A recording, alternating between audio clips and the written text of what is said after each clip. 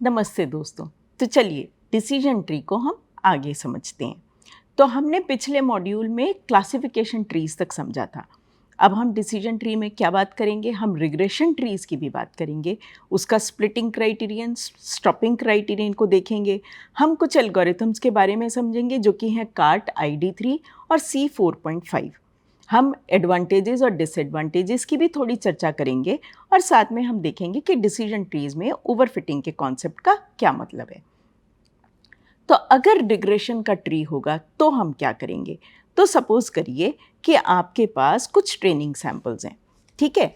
तो अब आप कह रहे हैं कि आपके पास X है जो सेट ऑफ ट्रेनिंग सैंपल्स है, और अब आप किसी एक नोड M की बात कर रहे हैं। तो सपोज करिए कि आपके पास X1 X2 टिल Xn आपके पास टोटल सैंपल्स हैं जो कि आपका सेट X बनाता है। हो सकता है XM में आपके क्या गए, आपके पास गए X2 X4 और X6 आपके पास XM में गए, 3 ही सैंपल गए। तो अब आप देखेंगे कि अगर ये मेरा X2 आया तो X2 क्या है, 1 है if X2 belongs to XM and 0 otherwise. इसी तरह अगर तो इन जनरल हम कैसे लिख दें, हम इसको ये भी कह सकते हैं कि BM XI is equal to 1 if XI belongs to XM and 0 otherwise. तो हम सारी सैंपल्स के लिए देख लेंगे 1 to N के लिए, और जो इसको बिलोंग करता होगा उसके लिए ये वेरिएबल फ्लैग एक तरीके से 1 होगा या 0 होगा। अब हम यहाँ पर इस वैल्यू को कंप्यूट करते हैं।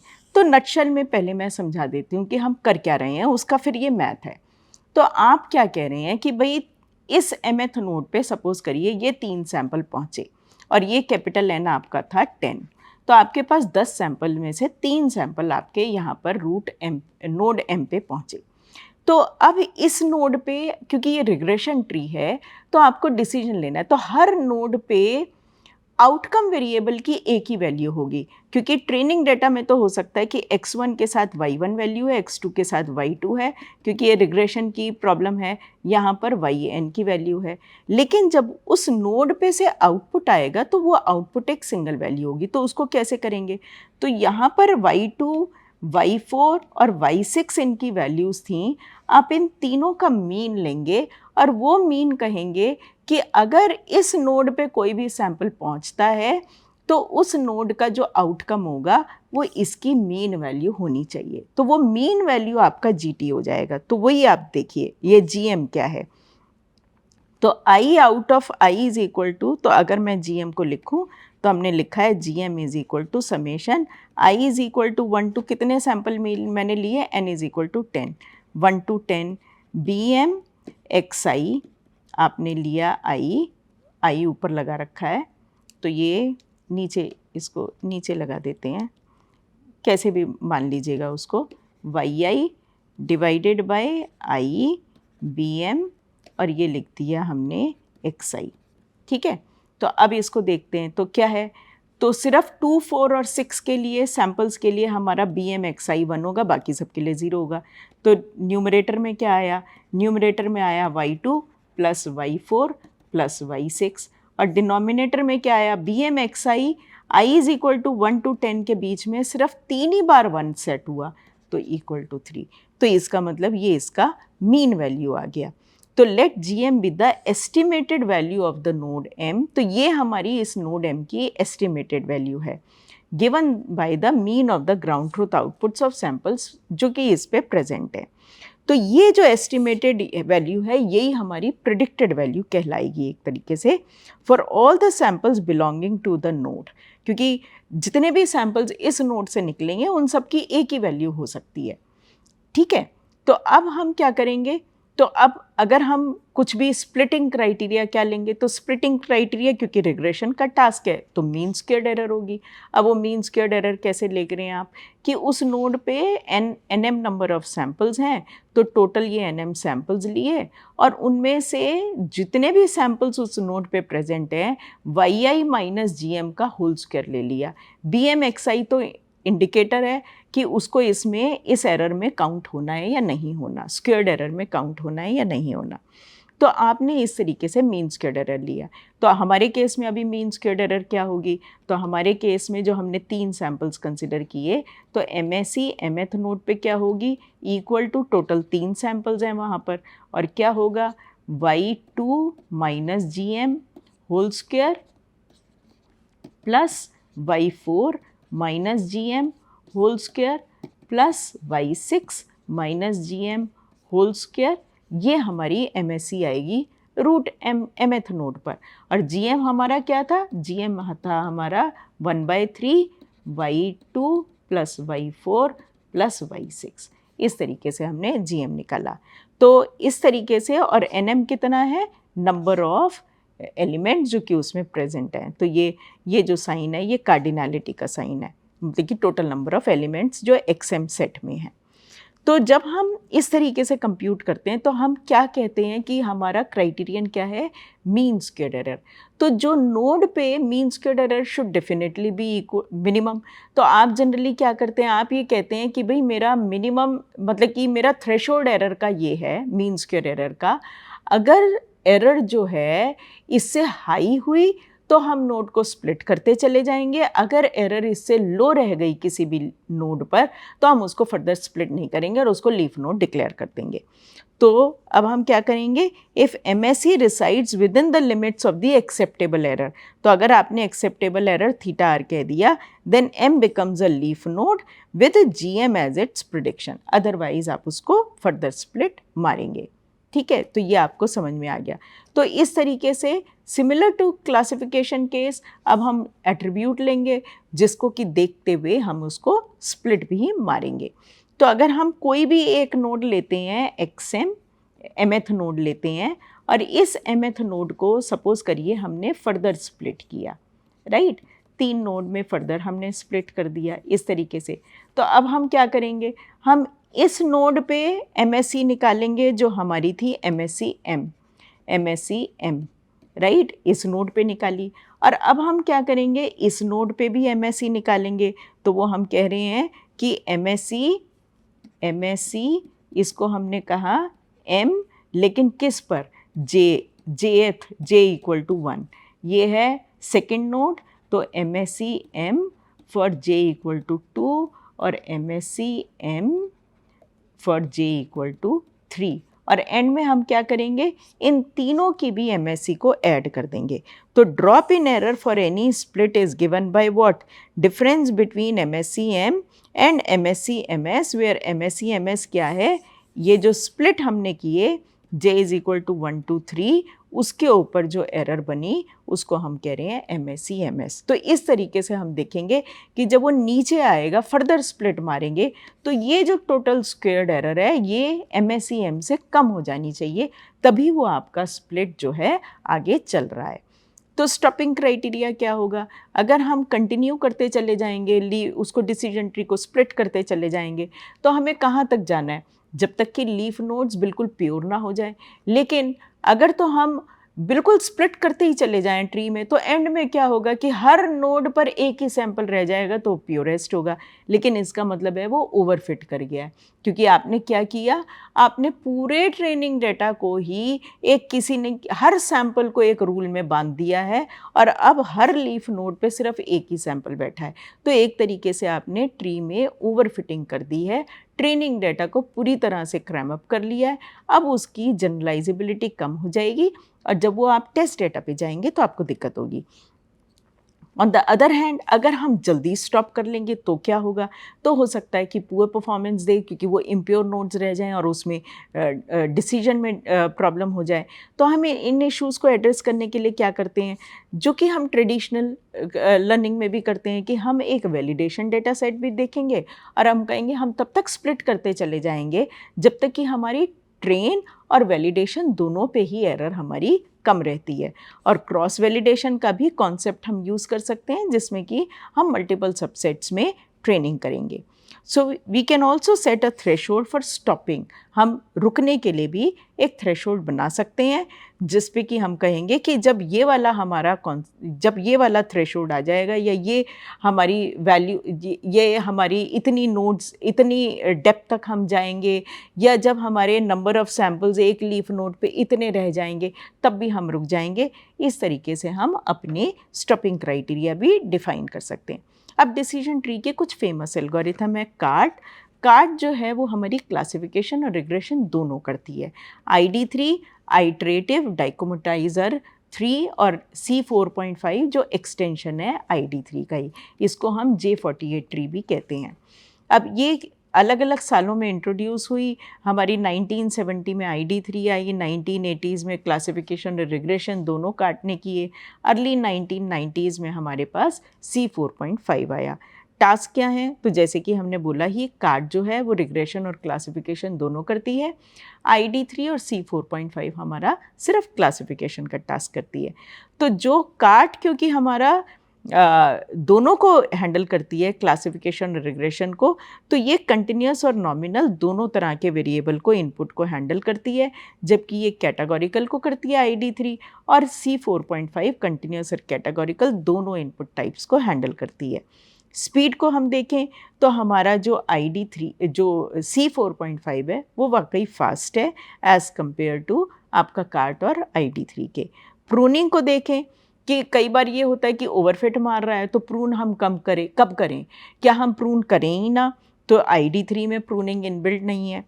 या हम जब ट्री को बिल्ड कर लें उसके बाद उसको थोड़ा सा काट दें, अगर वो ओवरफिट लगता दिख रहा है तो हम उसे कहते हैं पोस्ट प्रूनिंग, जो कि कार्ट में है। और जो मोस्ट रीसेंट था वो C4.5 था, जिसमें आप कह रहे हैं कि जिस समय ट्री बन रहा है तभी आप कॉल लीजिए कि फर्दर ट्री में जाएंगे या उसको प्रून करेंगे।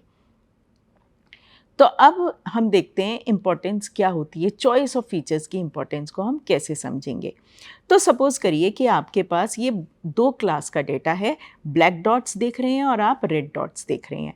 तो अगर हम 2 तरीके से डिसीजन ट्री हम बना सकते थे। एक था कि हमने यूनिवेरिएट बनाया, मतलब कि हम सिंगल वेरिएबल पे डिसीजन ले रहे हैं हर नोड पे। यहाँ पर देखिए, हर नोड पे सिंगल वेरिएबल पे डिसीजन है। तो जब सिंगल वेरिएबल पे डिसीजन ले रहे हैं तो हमारा स्टेयर केस जैसी डिसीजन बाउंड्री बन रही है। आप ये देखिए, ये स्टेयर केस जैसी डिसीजन बाउंड्री बन रही है। ये X1 फीचर है और ये हमारा X2 फीचर है। तो इसमें भी हमने स्प्लिट मार लिया। लेकिन अगर हमने मल्टीवेरिएट का दोनों 2 फीचर्स को लेके और उस पर डिसीजन लिया होता तो हम ये देख पा रहे हैं, ये डेटा कुछ इस तरीके से है कि ऑप्टिमली ऐसा लग रहा है डिसीजन बाउंड्री कुछ इस तरह की लाइन है which is captured by this decision. तो हम दोनों तरीके से, इसीलिए हम कहते हैं हम यूनिवेरिएट या मल्टीवेरिएट दोनों तरह से देख सकते हैं। लेकिन हम जो डिसीजन लेते हैं और जो चॉइस ऑफ फीचर्स को जिस तरीके से हम स्प्लिट मारते हैं वो डिसाइड करेगा कि हमारा ट्रेनिंग डेटा पे क्या स्प्लिट बना और क्या उसकी जनरलाइजेबिलिटी है जब फ्यूचर में हमारा टेस्ट डेटा आएगा। सो हम इसको शॉर्ट में कहेंगे, अगर क्लास नोड का decision does not match with the training data, second case में ऐसा लगता है कि ये जो डिसीजन बाउंड्री है ये ज़्यादा अच्छे से मैच कर रही है हमारे डेटा पे, तो ये हो सकता है कि फ्यूचर में इसकी जनरलाइजेबिलिटी बेटर हो। तो अगर हमारा नहीं मैच करेगा तो डिसीजन ट्री भी कॉम्प्लिकेटेड होगा। यहाँ पर डिसीजन ट्री भी बड़ा कॉम्प्लिकेटेड लग रहा है। आप देखिए कितने सारे डिसीजंस लेने पड़े, जबकि दूसरे वाले में क्योंकि वो बाउंड्री ऑप्टिमल थी तो हमें सिर्फ एक ही नोड पे स्प्लिट मारा और हमारे पास फिर प्योर नोड्स आ गई और वो बड़े आराम से एक हमारा ये सारे रेड क्लास के सैम्पल्स W2 में चले गए और ब्लैक क्लास के सैम्पल्स सारे W1 में चले गए और हमारा एक ही बार में स्प्लिट हो गया। तो डिसीजन ट्री भी बहुत कॉम्प्लिकेटेड हो जाएगा अगर आपने डिसीजन बाउंड्री या डिसीजन रूल्स जो आप डिफ़ाइन कर रहे हैं वो आपके ऑप्टिमल नहीं है। लेकिन अगर वो डेटा के लिए ऑप्टिमल है तो बहुत अच्छे से और बड़े आराम से बहुत ही कम डेप्थ का और बहुत अच्छा सा आपका डिसीजन ट्री बन जाएगा। तो प्रूनिंग किस लिए करते हैं? तो प्रूनिंग जैसे हमने कहा, अगर ओवर फिटिंग हो रही है, ठीक से नहीं हो रहा, तो हम कहीं तो स्टॉप करेंगे या हम हो सकता है बनाने के बाद उसको प्रून कर लेंगे। स्टॉपिंग कंडीशन जो हो सकता है may be met too early for optimal overall optimal recognition accuracy. Pruning जो है वो इन्वर्स है स्प्लिटिंग का। स्प्लिटिंग का मतलब है आप तोड़ते चले जाते हो, प्रूनिंग में आप कह रहे हो कि नहीं नहीं आप तोड़ने को रोक रहे हैं, ठीक है। तो प्रूनिंग दो तरीके से हो सकती है, प्री प्रूनिंग या अर्ली स्टॉपिंग। तो आपने कहा कि हम पहले ही रुक गए। So tries to prune branches when the tree is grown. तो एक बार आपने ट्री पूरा ग्रोन कर लिया, फिर आपने कहा नहीं नहीं नहीं नहीं, कुछ नोट्स पे आप देखेंगे कि यहाँ लीफ नोट से जब हम यहाँ से चले और हम इसको तोड़ते चले जा रहे हैं, यहाँ पर जब आप इस लेवल पे पहुँचे तो हो सकता है कि आपने कहा कि इस यहाँ से जब यहाँ पर गए और यहाँ गए, और फिर आपने कहा कि जब हमने यहाँ पर स्प्लिटिंग मारी है तो हमें ऐसा लग रहा है कि यहाँ जो स्प्लिट मारी मैंने इस पे और इस पर, ये स्प्लिट ने हमारी कोई बहुत ज़्यादा इम्प्रूवमेंट नहीं किया उसके इंफॉर्मेशन गेन में या एंट्रोपी में, कोई ज़्यादा चेंज नहीं है। तो हो सकता है हम इस स्प्लिट को कैंसिल कर दें और इसी को कहें कि यही हमारी लीफ नोड हो गई। यहाँ पर अगर चल रहा है तो हम कंटिन्यू करेंगे, यहाँ पर भी अगर हमारा इंफॉर्मेशन गेन इम्प्रूव हुआ है, प्योरिटी हमारी बढ़ गई है, तो हम कहेंगे कि हम बढ़ेंगे, अदरवाइज़ हो सकता है हम वहाँ पर भी स्टॉप कर जाएं। तो प्री प्रूनिंग का मतलब क्या है कि आप ट्री बना लेंगे लेकिन फिर बीच बीच में प्रून कर देंगे, तो प्रून तभी करेंगे। पोस्ट प्रूनिंग का क्या है, लेकिन यहाँ डिसाइड करते चलेंगे कि आप प्री प्रूनिंग में कि भाई प्रून करना है या आगे बढ़ना है, प्रून करना है आगे बढ़ना है, आप डिसाइड करते जाएंगे। पोस्ट प्रूनिंग का क्या मतलब है कि आप पूरा ट्री बना लेंगे, फिर कुछ एक ब्रांचेस को आप हटा देंगे। तो post pruning allows the tree to grow fully until leaf nodes have minimum impurity. और वो क्या करता है, consider all pairs of leaf nodes for elimination. तो अगर कोई भी आपने कहा कि यहाँ पर ये स्प्लिट बन नहीं रहा है, तो आप पूरी की पूरी उसकी सारी लीफ नोड्स को आप हटा देंगे और उसी नोड को लीफ नोड डिक्लेयर कर देंगे। Any pair whose elimination yields a small increase in impurity can be eliminated. तो अब हम देखते हैं ओवरफिटिंग का कॉन्सेप्ट। तो ओवरफिटिंग क्या होता है, तो क्या हो सकता है कि आपका कोई एक नॉइजी पॉइंट आ गया डेटा में और आपने कहा नहीं नहीं आप तो हर सैंपल को कैप्चर कर रहे हैं। तो जैसे कि यहाँ पर देख रहे हैं, एक ये जो है क्लास 0 हमारी, ये है एक क्लास और ये हमारा क्रॉस जो है वो दूसरी क्लास का सैंपल है। तो आप देख रहे हैं कि ऐसा लग रहा है जैसे डिसीजन बाउंड्री ये होती, लेकिन हो सकता है एक ये नॉइज़ी सैंपल आ गया, मतलब कि नॉइज़ के कारण वो सैंपल यहाँ शिफ्ट हो गया है। तो अब क्या होगा, अगर ओवरफिटिंग हो रही है तो आपकी डिसीजन बाउंड्री ये लाइन ना होके आपकी डिसीजन बाउंड्री ये हो जाएगी। तो जब ये डिसीजन बाउंड्री हुई तो ऐसा दिख रहा है जब हम इस स्पेस को देख रहे हैं कि एक्चुअली हो सकता है ये नॉइज़ी पॉइंट था। तो अब इसकी जनरलाइजेबिलिटी कम हो जाएगी, क्योंकि इस रीजन में अगर कोई भी रेड कलर का आपका डॉट आया, यहाँ पर कोई भी अगर आपका रेड कलर का कोई भी सैंपल आया, तो वो जो सैंपल है वो भी आप उसका आउटकम जो है वो डिक्लेयर कर देंगे एज, अगर ये हमने कहा कि ये क्लास 0 है और ये हमने कहा क्लास 1 है, तो उसको भी आप क्लास 1 में डिक्लेयर करना शुरू कर देंगे। तो इसका मतलब है कि ओवरफिटिंग के कारण या नॉइज़ी सैंपल्स के कारण या डिसीजन बाउंड्री जो है आपकी अल्टर हो गई है और अब आपको दिक्कत होगी अगर आपका जो है मॉडल ओवरफिटेड है। तो अब एक और एग्जाम्पल को देखते हैं। तो सपोज़ करिए कि आपके पास 16 पॉइंट्स थे। तो अब आपने क्या किया, तो ये और वो 2 डिमेंशन में आपका ट्रेनिंग डेटा था, ठीक है। तो 2 डिमेंशनल का ट्रेनिंग डेटा है, तो आपके पास क्लास 1 है W1 ब्लैक कलर के और क्लास 2 है W2 जो आपके रेड कलर का आपका ऑब्जेक्ट है। तो अब इसमें देख रहे हैं कि हमारे 2 फीचर्स हैं x1 और x2। तो अब हम कंसिडर करते हैं कि हमारे पास सारा डेटा है, लेकिन एक सैंपल जो है उसका x2 जो है वो ऑल्टर हो गया। एक बार 0.36 है जिस पे हमने स्टार लगा रखा है और दूसरी बार 0.32 है जिस पे हमने डैगर लगाया। तो हम 2 बार ट्री बनाएंगे, एक बार ट्री हम इसको यूज़ करते बनाएंगे और दूसरी बार हम 0.32 को यूज़ करते बनाएंगे और कार्ट एल्गोरिथम को यूज़ करेंगे। तो अब देखिए ये आपका x1 और x2 का ये आपका स्पेस है और उस स्पेस में रेड कलर और ब्लैक कलर के आपके ऑब्जेक्ट्स हैं। तो आप देख सकते हैं कि ये स्टार वाला ऑब्जेक्ट जो था, जो स्टार लेबल था W2 पे, वो हमारा यहाँ पर सैंपल बैठा है। तो जब आप इस तरीके से जब इसको स्टार को कंसिडर करेंगे तो ये आपने पूरा रीजन R2 में डिक्लेयर किया, ये R1 है, ये आपका R2 पूरा रीजन आ गया। इस तरीके से आपने डिसीजन बाउंड्री बनाई, इसको ध्यान दीजिएगा। तो अब हमारे डिसीजन क्या हैं, यूनिवेरिएट डिसीजन हो रहे हैं, x1 less than 0.6, x2 less than this. इस तरीके से हमने अब डिसीजन ले रहे हैं। और हर नोड जब स्प्लिट हो रही है, तो जैसे अगर x2 ये वाली नोड स्प्लिट हुई तो उसको स्प्लिट होने के बाद इसमें एक बार तो हमारे पास सारे एक तरफ एक लीफ नोड रह गई जिसमें खाली W1 के सैम्पल्स रह गए, तो ये हमारी लीफ नोड रह गई।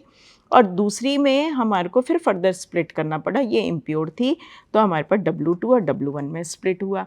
इसी तरह हम दूसरी तरफ भी देख रहे हैं। तो फाइनली हम ये क्लास का डिसीजन आ गया कि ये क्लास 1 में सैंपल होगा और इस लीफ पे इस रूट पर ये क्लास W2 के सैंपल्स होंगे। तो इस तरीके से हमारे पास डिसीजंस आ रहे हैं। अब अगर हम इसमें देखेंगे तो हम क्या पाते हैं कि यहाँ पर ये जो वैल्यूज़ हमने लिखी है, ये हमने लिखी हैं उसकी जो हमारे पास इम्प्योरिटी आई, एंट्रोपी इम्प्योरिटी, ये हमने हर नोड के साथ लिख दी है। तो एंड में तो इम्प्योरिटी जो है वो प्योर नोड हो गई, तो इम्प्योरिटी आपकी 0 हो गई, तो उसके साथ हमने मेंशन नहीं किया। अब हमने क्या किया, दूसरा हमारे पास डैगर था कि एक ही सैंपल का सिर्फ हमने x2 थोड़ा सा चेंज कर दिया था। तो इस वाले सैंपल में ये 0.36 था x2, तो x2 आपका यहाँ पर है, यहाँ पर ये 0.36 था और दूसरे में 0.32 था। तो मैं नेक्स्ट स्क्रीन में दिखाऊंगी। तो यही वाला जो सैंपल है, ये सैंपल शिफ्ट होके थोड़ा सा इसके डॉट के देखें तो थोड़ा सा नीचे आ जाएगा। जैसे ये स्लाइटली नीचे आएगा तो आप देखिए अब डिसीजन बाउंड्री हमारी कैसे ऑल्टर होती है। तो अब हमारी डिसीजन बाउंड्री कुछ इस तरीके से बन गई। तो आप देखिए डिसीजन बाउंड्री ऑल्टर हो गई और साथ में हमारा ट्री भी ऑल्टर हो गया क्योंकि उसके सारी बाउंड्रीज ऑल्टर हो गई। तो ये एग्जाम्पल क्या दर्शाता है कि थोड़ा सा भी जो ये डिसीजन ट्रीज़ हैं ये सेंसिटिव टू नॉइज़ होती हैं। अगर थोड़ा सा भी सैंपल इधर उधर हो जाए तो आपका जो ट्री है वो बिल्कुल डिफरेंट भी बन सकता है। इसलिए नॉइज़ी सैंपल्स पे कई बार ये ओवरफिटिंग भी मार देता है।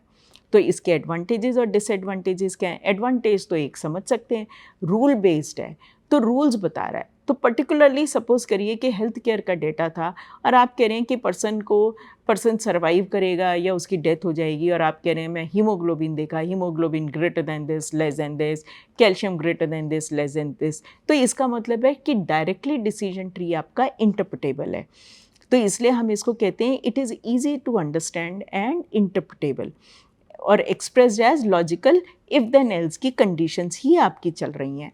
क्या करता है ये, कैटेगोरिकल और न्यूमेरिकल दोनों तरह के डेटा को हैंडल करता है। बाइनरी और मल्टी क्लास क्लासिफिकेशन सब कर सकता है। It can handle large data sets, missing value को भी हैंडल कर लेगा। Can be use for feature selection, क्योंकि ये it can identify most important features कौन से हैं, तो रूट नोड से आप शुरू हो रहे हैं। Can be used in ensemble method, तो इसका एनसेम्बल मेथड क्या होता है, रैंडम फॉरेस्ट। तो आप कहते हैं डिसीजन ट्री तो एक ट्री है, रैंडम फॉरेस्ट क्या है, तो आप कहेंगे कलेक्शन ऑफ ट्रीज़ बना लेंगे और कलेक्शन ऑफ ट्रीज़ बना के उनसे डिसीजन लेंगे, तो वो हम कहते हैं एनसेम्बल मेथड, तो उसको हम बोलते हैं रैंडम फॉरेस्ट। डिसएडवांटेजेस क्या हैं, प्रोन टू ओवरफिटिंग, जो हमने देखा भी, एक सैम्पल थोड़ा सा भी अगर नॉइजी हो जाए तो it is prone to overfitting.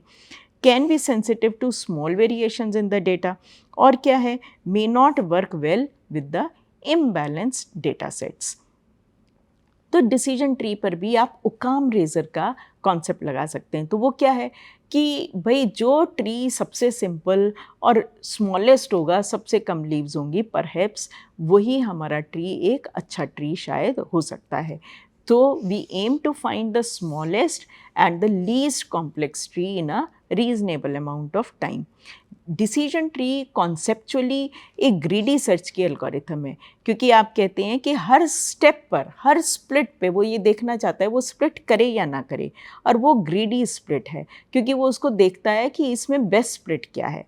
तो इसलिए हम इसे बोलते हैं ग्रीडी सर्च मेथड। और एप्लीकेशंस क्या हैं, जितने भी आपके क्लासिफिकेशन, रिग्रेशन, पर्टिकुलरली अगर आपका टेबुलर डेटा है तो उस पर ये डिसीजन ट्री बहुत ही अच्छा चलता है। ओवरफिटिंग को अवॉइड करने के लिए हम क्या करें, हम प्रूनिंग कर सकते हैं, हम validation data set cross validation कर सकते हैं, और हम एंसेंबल मेथड पे भी जा सकते हैं which is the random forest. In summary, इस मॉड्यूल में हमने रिग्रेशन ट्री समझा, उसका उनके स्प्लिटिंग स्टॉपिंग क्राइटेरिया देखे, हमने 3 एल्गोरिथम्स को भी देखा डिसीजन ट्री के कॉन्टेक्स्ट में, एडवांटेजेस डिसएडवांटेजेस की बात करी, और साथ में हमने ओवरफिटिंग के कॉन्सेप्ट को भी समझा। Thank you.